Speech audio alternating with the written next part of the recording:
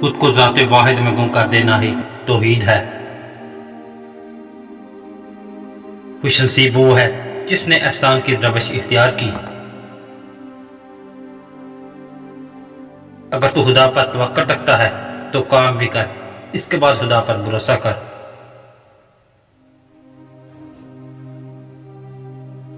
انسان پر اگر عقل غالب ہو تو وہ فرشتوں سے بڑھ جاتا ہے، اگر شہوت غالب ہو تو چوپایوں سے بھی نیچے گر جاتا ہے۔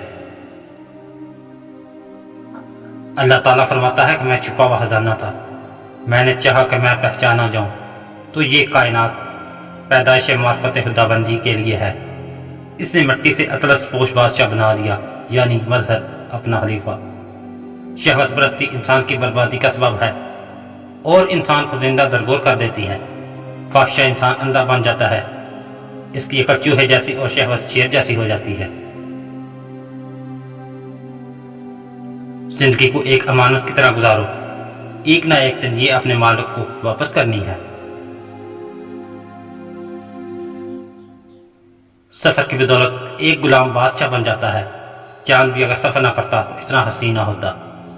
انسان کے افکار اس کی زندگی کے انداز کو متعین کرتے ہیں۔ صرف پیسہ ہی رزق ہے، بلکہ عقل، ادب، چہرہ، اولاد و علم بھی رزق ہے۔ اس سے بڑی بات بہترین دوست بھی رزق ہے۔ درد موت کا قاصد ہے، اے بے وقوف قاصد سے منہ نہ موڑ۔ خبردار، رونا تو خود عورت کا جال ہے۔ جو شخص خوشگوار زندگی بسر کرتا ہے وہ تلخ موت مرتا ہے۔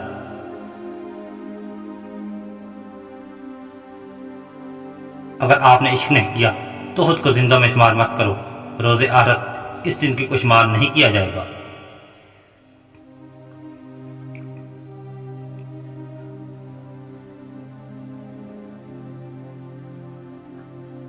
چمگادڑ در حقیقت سورج کی نہیں بلکہ اپنے آپ کی دشمن ہوتی ہے۔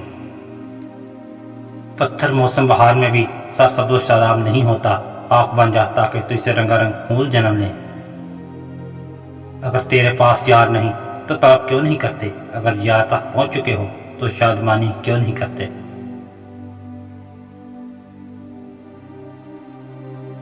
انسان پر اللہ کی رحمت اس وقت برستی ہے جب اس کی آنکھ سے آنسو بہتے ہیں۔ خدا تک پہنچنے کے بے شمار راستے ہیں، مگر جو راستہ میں نے چنا وہ محبت ہے۔